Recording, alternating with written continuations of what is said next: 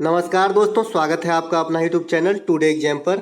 दोस्तों आज है 30 अगस्त 2022 और आज आरआरबी ग्रुप डी की एग्जाम थी और सेकेंड शिफ्ट की भी एग्जाम समाप्त हो चुकी है।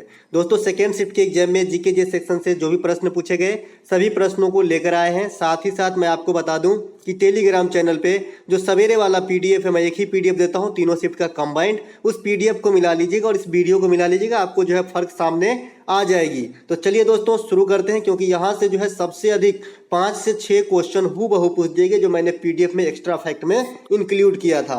देख लीजिए कौन कौन सा प्रश्न पूछा गया था।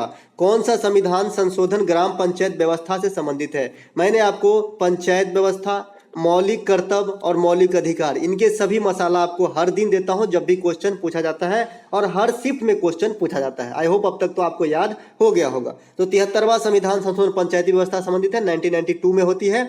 भारत में पंचायती व्यवस्था की शुरुआत फर्स्ट शिफ्ट में पूछा गया था, 1959 राजस्थान के नागौर से होती है। संबंधित समितियां अभी तक नहीं पूछा गया, पूछे जाएंगे। अशोक मेहता समिति है, बलवंत मेहता समिति है, सिंघवी समिति है, ये सब पंचायती व्यवस्था से संबंधित समितियां हैं। प्रत्येक वर्ष 24 अप्रैल को राष्ट्रीय पंचायत दिवस के रूप में मनाते हैं। पंचायत व्यवस्था का हेडक्वार्टर जो है ये हैदराबाद में है। यहाँ पे और क्या है? राष्ट्रीय ग्रामीण संस्थान है, उसके बाद इरडा का मुख्यालय है, इरडाई जो बीमा क्षेत्र में काम करता है। राष्ट्रीय पोषण संस्थान का भी मुख्यालय हैदराबाद में है। तो ये सब आपको याद रखना है। पंचायत सदस्य बनने की न्यूनतम उम्र सीमा 21 वर्ष है और पंचायत का जो कार्यकाल होता है 5 वर्ष का होता है। तो आज फिर इतने मसाला के साथ मैं आप आगे चलता हूं, आपको याद रखना है पंचायत व्यवस्था से।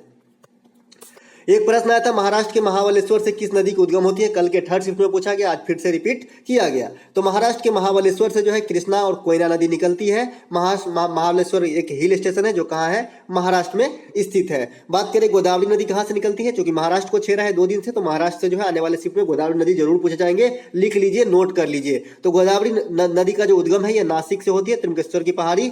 और ये जो है गोदावरी नदी से दक्षिण गंगा कहा जाता है। दक्षिण का गंगा अगर कहा जाएगा तो कावेरी नदी हो जाएगा। ये नहीं बोल लेंगे गलती बताया था। दक्षिण का गंगा होगा तो कावेरी, क्योंकि दक्षिण का गंगा 3 बार में अगर लिखा जाएगा तो कावेरी, 2 बार में तो गोदावरी। दक्षिण गंगा प्रायद्वीपीय भारत की ये सबसे बड़ी नदी भी है गोदावरी नदी, ये बात भी आपको ध्यान रखना है। चलते हैं आगे।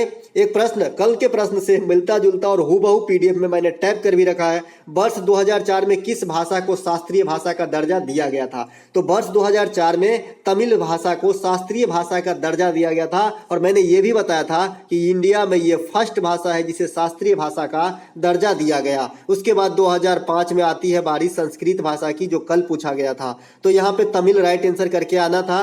भारत में तमिल भाषा को ही सर्वप्रथम शास्त्रीय भाषा का दर्जा दिया गया था। अब कौन कौन से शास्त्रीय भाषा है? ये है आपका संस्कृत है, मलयालम है, कन्नड़ है, तेलुगु है, तमिल है, ओडिसी है, और जिसमें ओडिसी सबसे लेटेस्ट वाली है। इसकी जो है 2014 में दिया गया था और तमिल को 2004 में, संस्कृत को 2005 में, और इस सब जो है पहला और आखिरी पूछ दिएगा, तब जो है इस भी नहीं पूछा जाएगा। अब पूछा जाएगा कि कितने शास्त्रीय भाषा है, तो 6 शास्त्रीय भाषा है, जिसमें मलयालम केरल का है, कन्नड़ कर्नाटक का, तेलुगु जो है आंध्र प्रदेश और तेलंगाना का, तमिल तमिलनाडु का, ओडिसी ओडिशा का, और संस्कृत जो है भारत के प्राचीन देव भाषा है।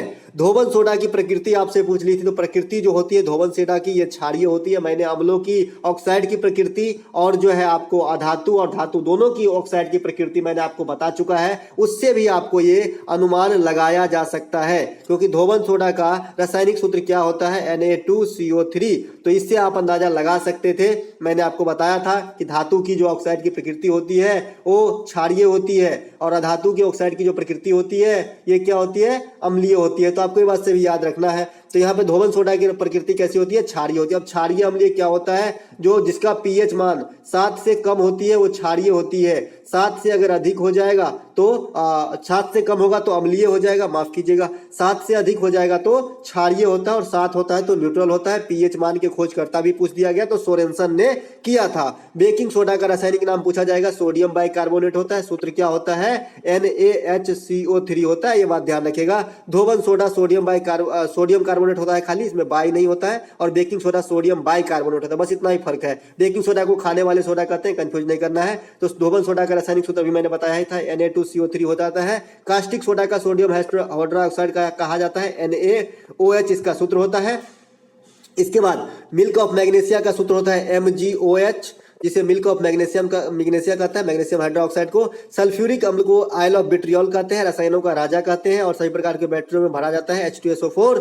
विरंजक चूर्ण को कैल्शियम हाइपोक्लोराइड कहा जाता है, CaOCl2 इसका सूत्र होता है, जिसे ब्लीचिंग पाउडर भी कहा जाता है। चलिए दोस्तों, एक एक एक्स्ट्रा फैक्ट के लिए आपके लिए काफी इंपॉर्टेंट, अगर आने वाले समय में आप एग्जाम देने वाले हैं तो साथ ही साथ ये PDF आप टेलीग्राम से जरूर ले लें। पहला मेडिकल कॉलेज किस वायसराय के काल में स्थापित किया गया था? तो लॉर्ड विलियम बेंटिक। ये जो है भारत के लिए काफी अच्छे अच्छे काम भी किए और ये इनके काल में जो है पहला मेडिकल कॉलेज का जो है स्थापना किया गया था। 1829 में बात करें तो सती प्रथा का जो अंत हुआ था राजा राम मोहन राय के प्रयास से, तो इन्होंने ही उस समय जो है इनको जो है हरी झंडी दी थी, मतलब समाप्त करने में जो है मदद किया था, क्योंकि उस समय वायसराय यही था और उस समय तो अंग्रेज का शासन था। तो यही करवाया था किसके प्रयास से? राजा राम मोहन राय के प्रयास से। फोर्ट विलियम कॉलेज की स्थापना कलकत्ता में स्थित है, तो ये भी इन्होंने ही करवाया था। SSC में पूछा गया था फोर्ट विलियम कॉलेज कहाँ स्थित है, ध्यान रखिएगा। टोक्यो ओलंपिक में भारत के कुल कितने रजत पदक जीते? दोस्तों, जब भी ओलंपिक से कोई भी प्रश्न पूछा गया मैं आपको विश्लेषण जरूर बताया, 1 2 + 4, 1 2 का 4, इस प्रकार से मैं फनी लैंग्वेज में भी आपको बताया। 1 गोल्ड 2 रजत और 4 ब्रॉन्ज जीता गया। ये भी बताता था कि 1 गोल्ड जो है नीरज चोपड़ा से, 2 जो है अपना मतलब सिल्वर 1 रवि दहिया से और 1 जो है ये लड़की मीराबाई चानू, और ये 4 में से जो है मैं एक याद रखने को आपको जरूर बोला था कि भारत के जो अपना हॉकी के टीम है पुरुष वाला वो जीता था। तो यहाँ पे फिर से इतना बात मौखिक रूप से रिपीट किया, यहाँ पे लिखा हुआ भी है, आप देख लीजिएगा, ये PDF आप ले लीजिएगा। टोक्यो ओलंपिक 2020 जो 21 में हुआ, 7 पदक जीते, 2 रजत और 4 स्वर्ण और 1 स्वर्ण, 2 रजत और 4 ब्रॉन्ज। रजत कौन कौन जीता? मीराबाई चानू, रवि दहिया।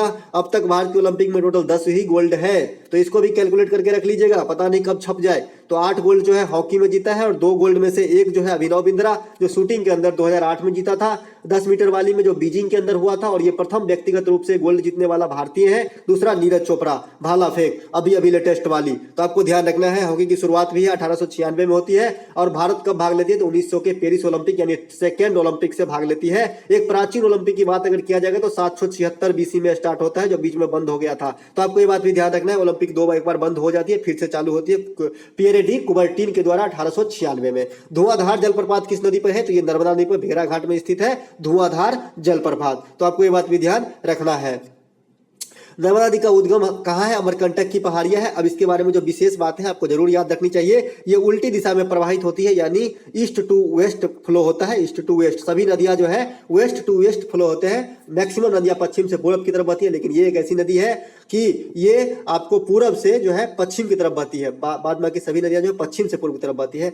तो और इसके बाद ये डेल्टा का भी फॉर्मेशन नहीं करता, निर्माण नहीं करता है, और ये अरब सागर में गिरती है। ये मध्य प्रदेश की जीवन रेखा कहलाती है। इसके ऊपर जो परियोजना है आपको जरूर याद रखनी चाहिए, सरदार सरोवर परियोजना है, ओमकारेश्वर परियोजना है, जिसमें सरदार सरोवर परियोजना गुजरात में है। इसका जो है जगह का नाम भी पूछा जाता है, और अभी पूछा गया था 1-2 दिन पहले के एग्जाम में, जैसा अगर आपको याद हो, अगर आप एनालिसिस रोजाना फॉलो करते हैं तो। एक प्रश्न आया था, सुमित अंतिल को पद्म श्री किस क्षेत्र में दिया गया? इसे कौन नहीं सही करके आएगा? सुमित अंतिल आप जानते हैं पैरा ओलंपिक के एक जो है फेमस प्लेयर है, और ये जो है भाला फेंक से संबंध रखते हैं, तो ये पैरा ओलंपियन है, इसे खेल के क्षेत्र में जो है पद्म श्री दिया गया था। एक प्रश्न और आया था कि इस्माइल योजना का संबंध किससे है? तो दोस्तों, इस्माइल योजना का संबंध जो है ट्रांसजेंडर समाज का उत्थान से। ट्रांसजेंडर आप जानते हैं कि किसे कहते हैं? तो इस समाज को जो है आगे उठाना, समाज के साथ सामने लाना, कंधे से कंधे मिलाकर चलना, अधिकार देना, ये सब की बातें इसमें कहा गया है। ट्रांसजेंडर समाज के लिए इस्माइल योजना जो है लागू किया जाता है, उस पर जो है लागू होती है। अब एक प्रश्न मैं अपने मन से यहाँ पे इसलिए रख लिया हूं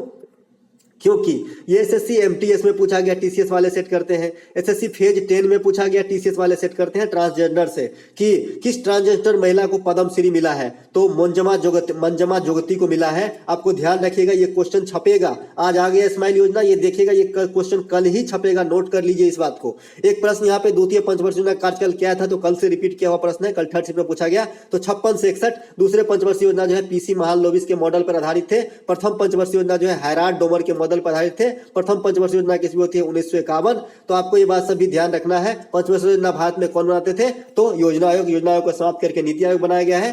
कैल्सीफेरॉल किस विटामिन का रासायनिक नाम है? अब इसमें जो है कोई गलती करके आएगा मेरा जो मेरे से जुड़े हुए हैं बच्चे, वो तो फिर तो भाई बहुत गड़बड़ है।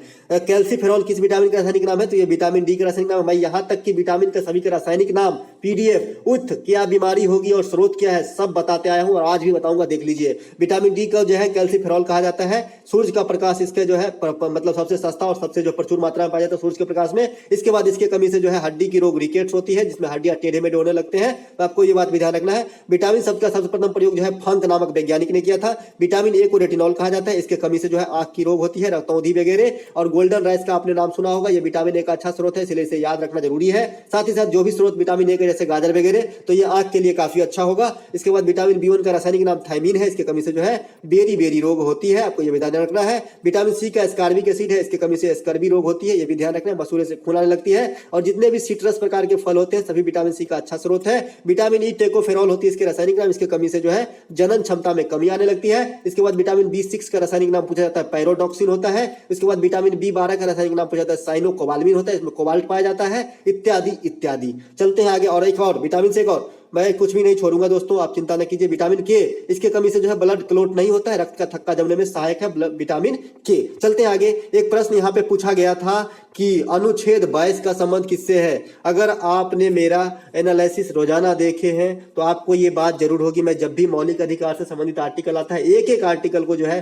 तहस नहस करके रख देते हैं। यहाँ भी मौखिक रूप से करेंगे, हमें टाइप नहीं कर पाए क्योंकि थोड़ा मैं जल्दी में हूँ। अनुच्छेद 22 का संबंध किससे है? तो सजा आदि के प्रावधान के मामले में जो है कुछ राहत देती है, वो किसको? जो कल्प्रिट होते हैं उसको। यह एक प्रश्न आया था कि किस नदी को बिहार का शोक कहा जाता है। अब इस प्रश्न में मैं थोड़ा सा विवादास्पद रहूंगा कि भाई साहब यही प्रश्न आया था या फिर कोसी नदी का कुछ मोहाना को रिलेट करके पूछा गया था या फिर नेपाल से निकलने वाली कुछ नदी पूछी गई थी। तो यहाँ पे कोसी नदी ऑप्शन में दिया गया था, लेकिन ये प्रश्न क्या था ये क्लियर नहीं। अगर आपको क्लियर तो मुझे कमेंट कर दीजिएगा। वैसे बिहार का शोक जो है कोसी नदी को कहा जाता है, बंगाल का शोक जो है ब्रह्मपुत्र नदी को कहा जाता है, उड़ीसा का शोक जो है महानदी को कहा जाता है। तो ये सब आपको ध्यान रखना है। चलते हैं आगे। यहाँ पे मैं थोड़ा सा और जिक्र करना चाहूंगा। यहाँ पे जो आर्टिकल आया था थोड़ा सा और चर्च कर दूं आपको, जो है मौलिक अधिकार वाला आर्टिकल, जो कहां से कहां तक है? 12 से 35 है। किस भाग में रखे गए हैं मौलिक अधिकार को? भाग 3 में रखा गया है। कितने हैं? 6 है। कहां से लिया गया है? यूएसए से लिया गया है। जो है कितने थे पहले? 7 थे। हाँ, ये भी क्वेश्चन आया था दोस्तों कि संपत्ति को अधिकार को हटा के कहां रखा गया है? तो संपत्ति के अधिकार को हटा के आर्टिकल 300 के क में रखा गया है। कल के वीडियो में मैंने लिखित रूप से भी बताया था ये चीज को कि संपत्ति के अधिकार को 44वां संविधान संशोधन 1978 में हटाया गया था। और ये भी बोला था कल छपेगा, ये भी बोला था कल छपेगा, मुझे याद आ गया, सुन लीजिएगा फिर से ये बात। 1978 में हटाया गया और वर्तमान में जो है इसको 300 के क में विधिक अधिकार के तौर पे रखा गया है। तो अब जो है 6 ही मौलिक अधिकार बचे हैं। तो उसमें थोड़ा सा आर्टिकल देख लेते हैं। 14 जो है समता का अधिकार है, 16 जो है नियोजन अवसर की समानता देता है, 17 जो है छुआछूत का अंत है, 18 जो है उपाधियों का अंत है, 19 जो है प्रेस की स्वतंत्रता है, 20 जो है ये 20 में जो है ये भी सजा आदि में प्रावधान है छूट में, 21 में जो है ये निजता का अधिकार है, 22 में भी इसी प्रकार से सजा वगैरह से, 23 में जो है मानव तस्करी पे रोक है, 24 में जो है बाल श्रम पे निषेध है, यानी 14 वर्ष से कम उम्र के बच्चे को जो है कल कारखाने पे नहीं लगाया जाएगा, 25 से 28 तक में धार्मिक स्वतंत्रता है, 29 और 30 में जो है अल्पसंख्यक हित से संबंधित बात कही गई है, और आर्टिकल 32 में जो है संवैधानिक उपचारों के अधिकार की बात कही गई है। इसी के तहत सुप्रीम कोर्ट जो है 5 प्रकार का रिट जारी करता है। दोस्तों आशा करते हैं कि ये एनर्जेटिक आपके अंदर एक एनर्जी डालेगा, ये एनर्जेटिक वीडियो, और आपको जो है एक अच्छे मार्क की तरफ ले जाएगा ये एनालिसिस का सीरीज। तो नियमित फॉलो करते रहें। अच्छा लगा हो तो एक लाइक जरूर कीजिएगा, एक कमेंट कीजिएगा, साथ ही साथ हो सके तो शेयर कर दीजिएगा ताकि दोस्तों तक भी पहुंच जाए।